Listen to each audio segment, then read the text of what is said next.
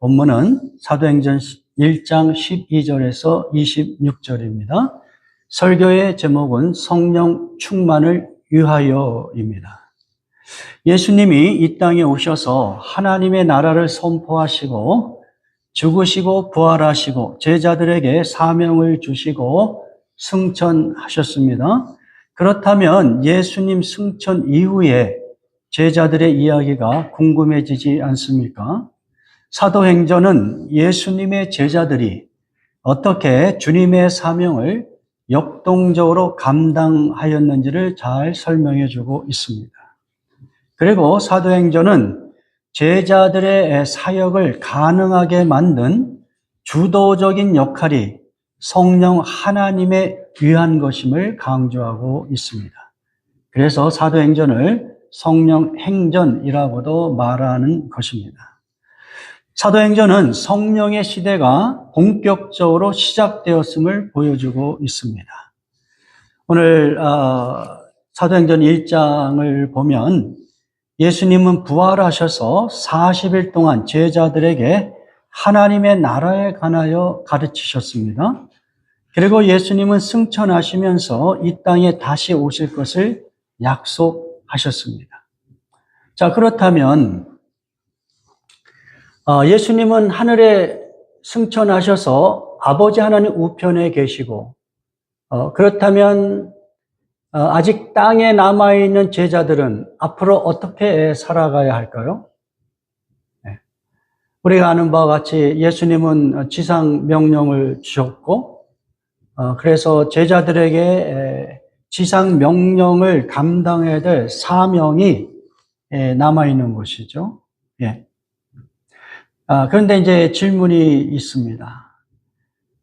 예수님은 제자들에게 하나님의 나라를 선포하라는 그 지상 명령을 주셨지만 과연 제자들이 그 명령을 잘 감당할 수 있을까? 여러분이 아는 바와 같이 제자들의 모습은 그렇게 견고하거나 또 온전하게 그 사명을 감당할 수 있는 능력이 부족하다는 것을 우리가 짐작할 수가 있죠. 오늘날 우리들도 마찬가지라고 생각합니다. 우리는 예수님을 사랑하고 있고요. 그리고 예수님을 믿고 나름대로 어떻게 살아야 되겠다. 하나님의 나라를 위해서 우리도 어떻게 헌신하며 그 나라를 우리의 그 삶의 목적으로 삼고 살아가야 되겠다. 이런 결심들을 다 하고 있던 거예요. 근데 문제는 우리는 결심하고 또 나름대로 노력도 하지만 항상 느끼는 경험하는 부분이 무엇입니까? 부족하다는 거예요. 내가 결심하고 노력을 해도 부족하다. 제자들도 마찬가지라는 것이죠. 예수님을 통하여 3년 반 동안 훈련을 받았음에도 불구하고 아주 결정적인 시간, 예수님 십자가에 못 박혀 돌아가시는 그 결정적인 순간에 제자들이 다 예수님을 떠나고 배반하였다는 것이죠. 그렇게 약한 사람들이 예수님은 더 이상 이 땅에 존재하지 않으셔요. 그리고 예수님은 그 약속만 하셨어요. 우리가 이제 지난 2주에 걸쳐서 또 다른 보혜사로 오시는 성령 하나님이 너희에게 오실 것이다. 내가 아버지께 요청하여 진리의 영으로 성령이 너희에게 임하실 것이다. 이런 어떤 예고를 하셨어요. 그리고 사도행전 1장에서 보면 예수님은 마지막 승천하시기 전에 제자들에게 다시 이 성령을 예고하고 성령을 기대하라고 이렇게 요청을 하십니다. 우리가 그 부분을 같이 봉독합니다. 사도행전 1장 4절 5절. 사도와 함께 모이사 그들에게 분부하여 이르시되 예루살렘을 떠나지 말고 내게서 들은 바 아버지께서 약속하신 것을 기다리라. 요한은 물로 침례를 베풀었으나 너희는 몇 날이 못되어 성령으로 침례를 받으리라. 예, 예수님은 제자들이 예루살렘을 떠나지 말고 성령으로 침례를 받아야 될 것을 도전하고 약속하셨습니다. 왜 그런가? 왜 그런가?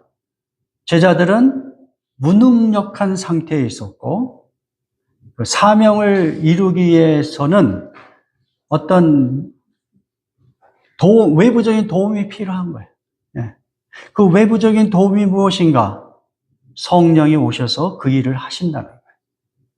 예수님께서 그것을 이렇게 설명하십니다. 사도행전 1장 8절 같이 봉독합니다. 오직 성령이 너에게 임하시면 너희가 권능을 받고 예루살렘과 온 유대와 사마리아와 땅끝까지 이르러 내 증인이 되리라.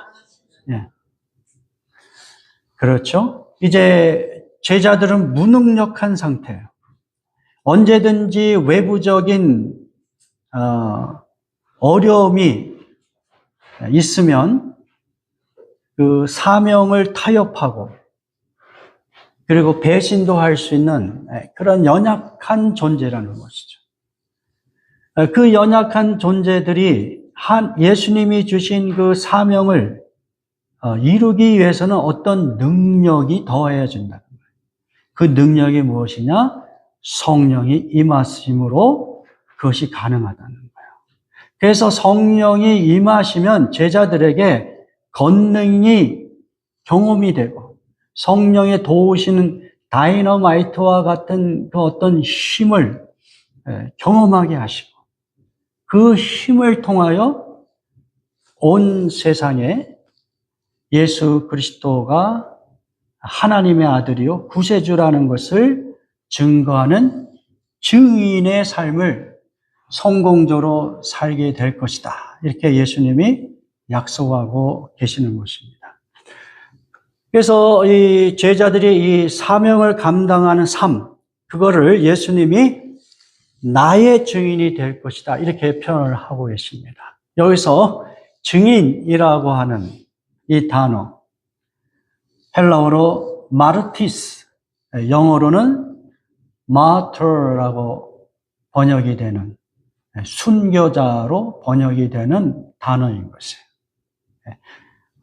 이 NIV 성경은 그것을 witness라고 번역을 했지만 언어적으로는 순교자라는 의미가 있다는 거예요. 언어적으로. 나의 순교자가 되리라. 다시 이야기하면 이 증인이라는 단어는 생명을 담보로 잡아서 그러니까 생명의 위험이 제자들이 경험하고 배우고 해야 될 일들을 끝까지 감당할 수 있는 그러한 존재로서의 증인. 그러니까 여기 어떤 생명이 담보로 잡혀 있는 그런 단어예요. 이 증인이라는 단어가. 그러니까 우리가 쉽게 증인이라는 말을 사용할 수가 없는 거죠, 사실은. 여기에는 생명이 위협을 받아도 그것을 극복하여 증인으로서의 삶을 살아야 된다는 그런 무게 있는 의미가 이 증인이라는 단어에 있기 때문에 그렇습니다. 어떻게 그것이 가능한가? 지금까지 제자들은 그러한 것을 살 수 있는 증인으로서의 삶을 살 수 있는 어떤 가능성을 보여주지 못했어요. 지금까지. 그렇죠? 그러나 이제 예수님은 그것을 가능하게 만들 것이라고 예고하시면서 그렇게 가능하게 할 수 있는 예수님의 약속은 무엇이냐면 성령이 제자들에게 임하면 그것이 가능하다. 실제로 우리는 성경 속에서 또 역사 속에서 예수님의 12 제자뿐만 아니라 그 모든 예수 그리스도를 믿는 하나님의 자녀들이 모두 성령을 경험하고 성령이 주시는 능력으로 말미암아 나름대로 증인의 삶을 살 수 있는 것입니다. 우리는 그러한 삶을 살아왔고 그리고 또 앞으로 그런 삶을 살아야 되는 것이죠. 오늘날 성도들은 이미 성령이 임하셨어요. 근데 이제 우리의 뭐랄까요? 문제라고 할까요? 갈등이라고 할까요? 성령이 임하셨는데 우리는 그 성령에 대하여 그렇게 관심을 갖지 않거나 또는 어떤 성령께 우리가 마음의 문을 열어놓지 않거나 그분께 순종하지 않으므로 성령의 이 권능이 무엇인지를 우리가 충분히 경험하지 못하고 있는 것은 아닐까 이렇게 생각을 하는 것이죠.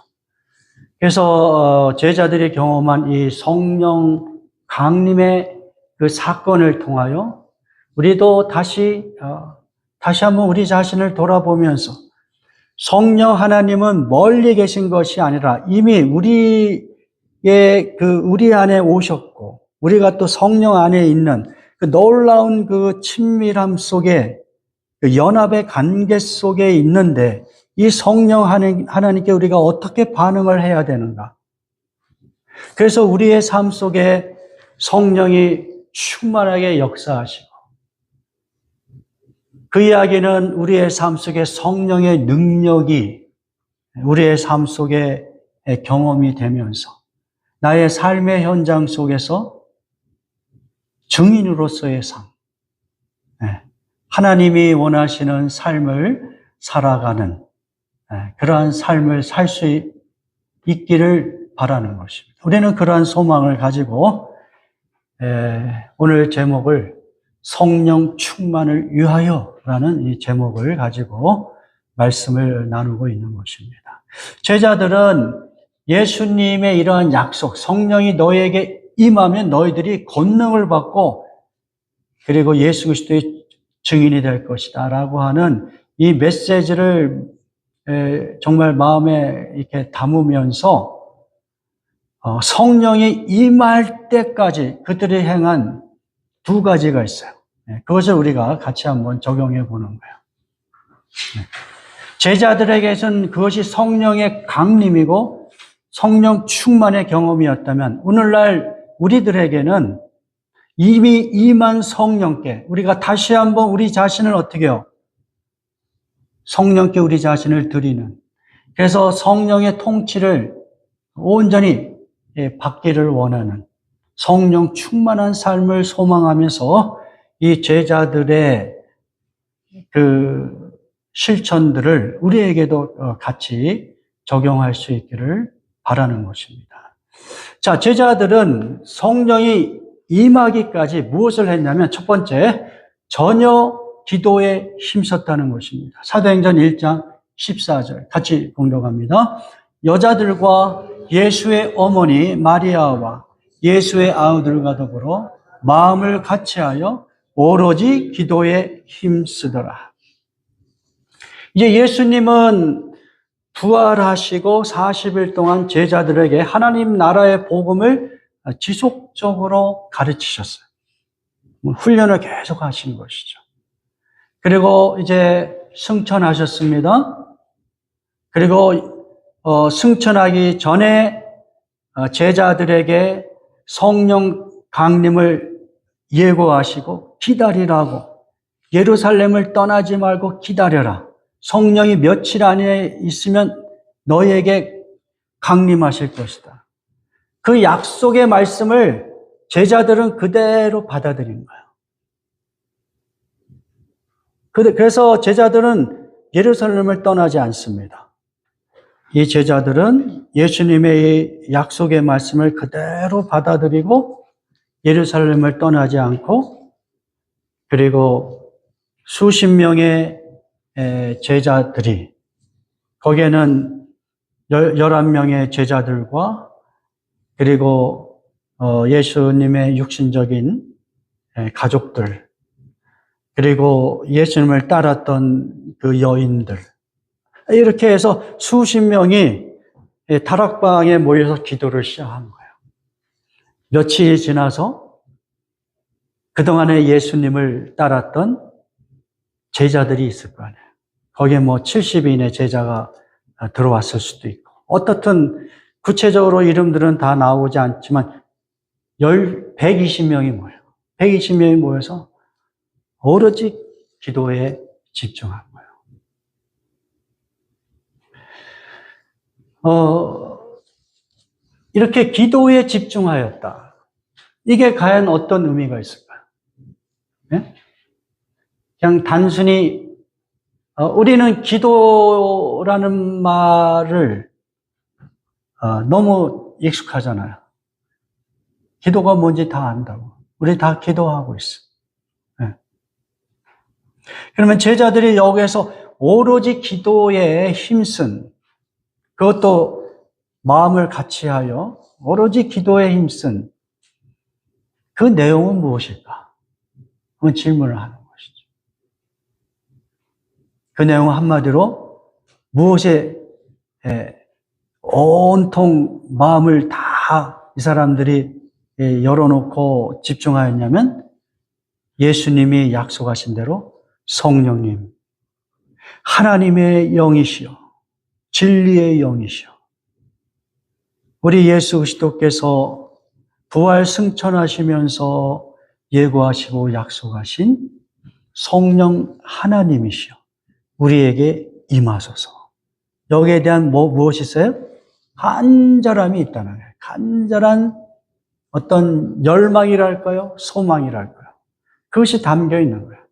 기도에만 집중하였다는 것은 어떤 나의 문제를 해결하여 주옵소서, 나의 인생의 여러 가지 근심, 걱정, 어려움을 하나님 해결하여 주옵소서 해서 뭐 금식 기도하고 뭐 20일 금식, 40일 금식, 이런 기도를 한 것이 아니라 오직 무엇에만 집중하세요? 성령님, 예수님이 약속하신 성령님만 바라봅니다. 성령이 임하셔야지 우리가 권능을 받고 예수님이 우리에게 주신 이 사명의 길을 힘차게 살아갈 수 있습니다. 성령님, 우리에게 역사하여 주옵소서, 임하소서. 그들의 온 마음이 성령의 강림에만 집중하였다는 것이죠. 자, 이것은 무엇이냐면 오늘날 우리들에게도 똑같이 적용되리라고 생각합니다. 오늘 설교의 제목은 성령 충만을 위하여 되잖아요. 우리에게는 이미 성령이 임하셨어요. 여러분이 예수님을 구세주로 영접하고 주님의 그 어떤 말씀을 따르고자 하고 하나님을 사랑하고 그렇게 살고는 싶은데 뭔가 항상 부족하고 연약함을 느낀다면, 그렇다면 우리에겐 하나님의 권능이 필요하다는 거예요. 근데 그 성령 하나님은 멀리 계시지 않아. 우리 안에 이미 계셔요. 아주 가까운 곳에 계셔요. 근데 문제는 정말 이 사람 마음이 천길 만길이라 그러잖아요. 이게 사람 마음이라는 게 가장 가까이에 계신데 마음을 열어놓지 않으면 너무 먼 거예요. 우리 인간관계도 생각해 보세요. 이렇게 가까이 있는데도 마음을 열지 않으면 어때요? 이거 뭐 수백 미터, 수천 킬로미터 떨어진 사람과 같이 이게 교제가 안 되는 것입니다.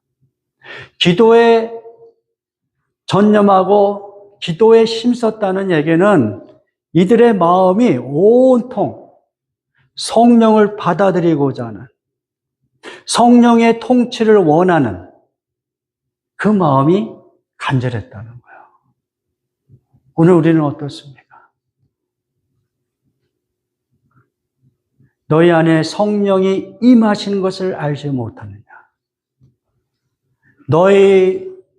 너희 몸을 성전 삼으신 것을 알지 못하느냐?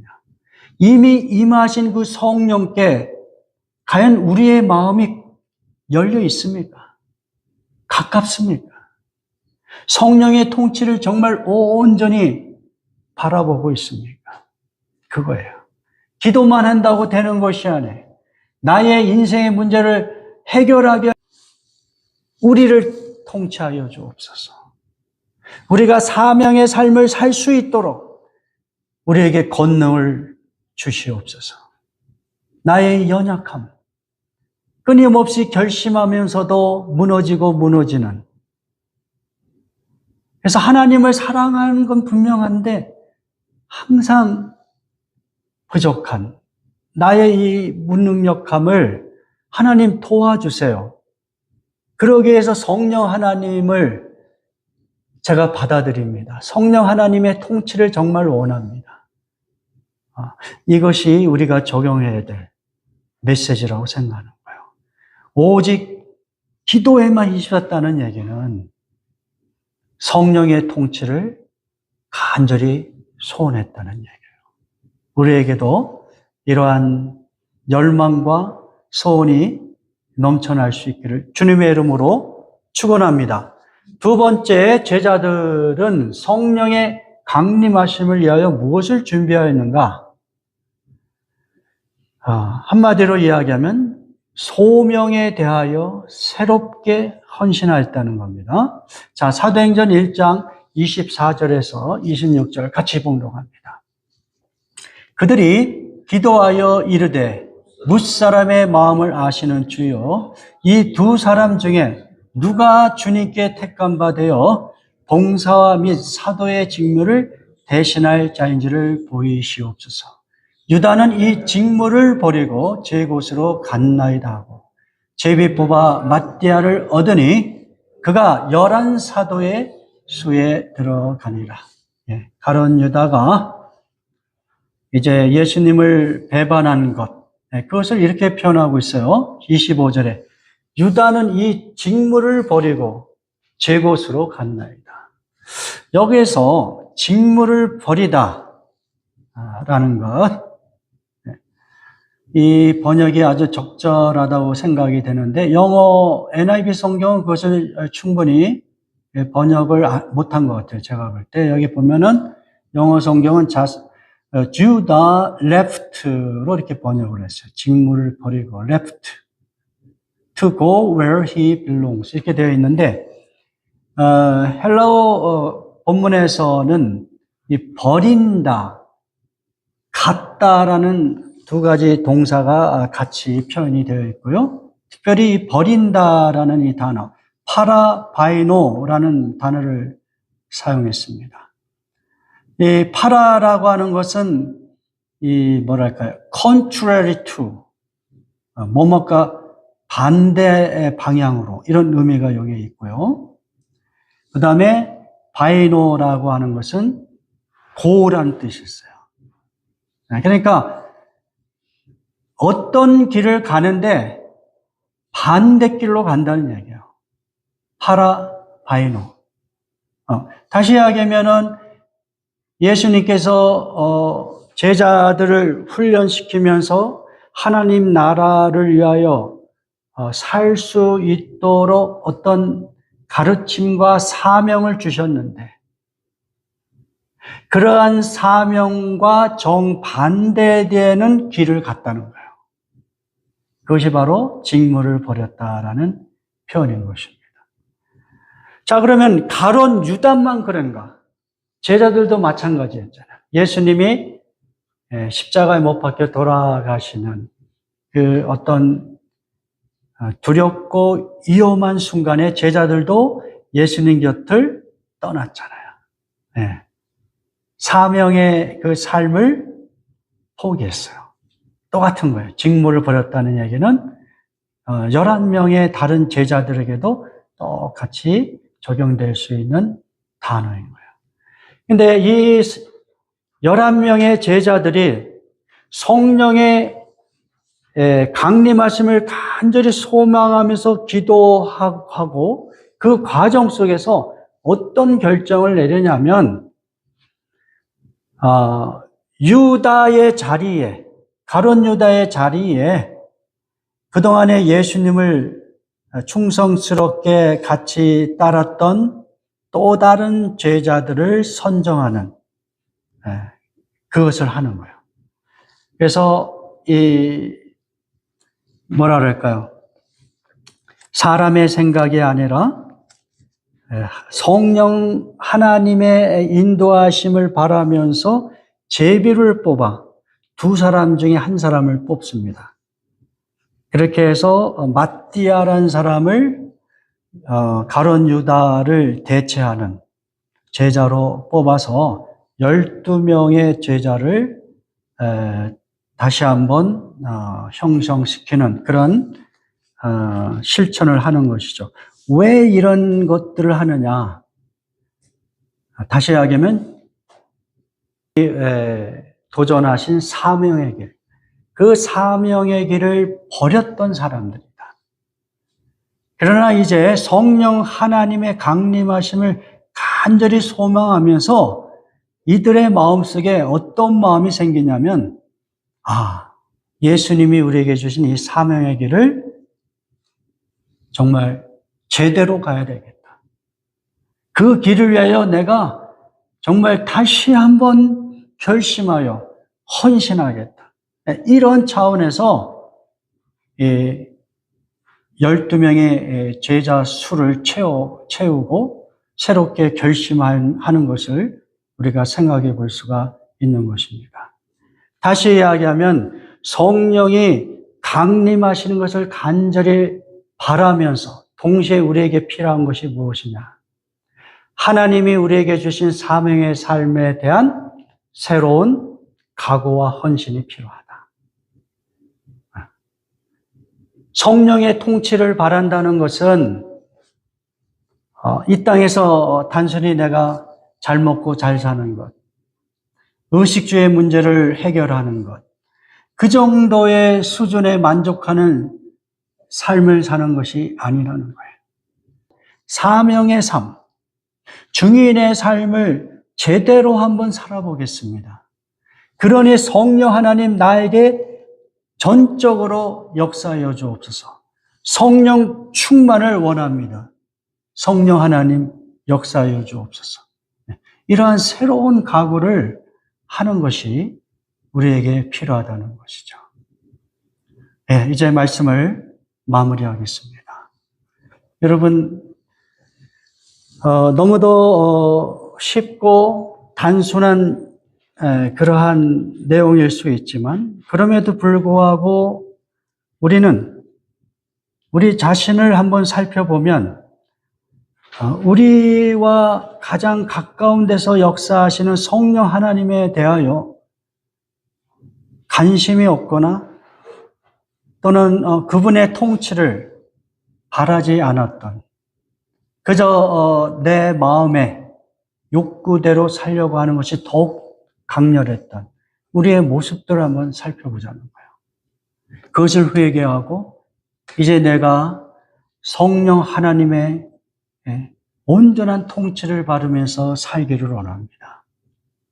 그런 고백을 시작으로 하여 이제 하나님이 우리에게 주신 그 사명의 삶, 하나님의 나라와 의를 먼저 구하며 정의의 삶을 살겠다는 그러한 새로운 각오를 함으로써 성령 충만의 경험을 할 수 있기를 주님의 이름으로 축원합니다.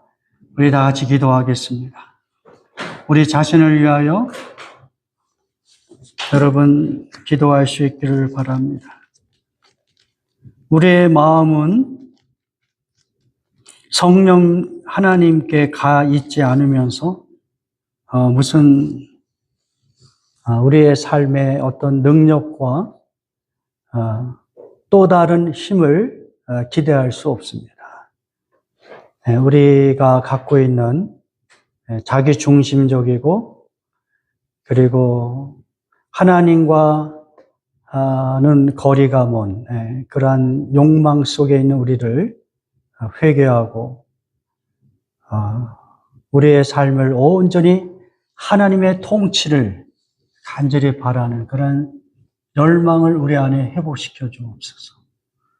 하나님의 나라를 위하여 정말 다시 한번 헌신하기를 원합니다. 이러한 고백 속에 성령 하나님의 충만한 역사를 경험할 수 있기를 축원합니다. 여러분 기도할 수 있기를 바랍니다. 이 시간 다 같이 통성으로 여러분 자신을 위하여 기도하십시오. 여러분에게 우리의 열매맺는 공동체에 성령님 충만히 임하여 주옵소서.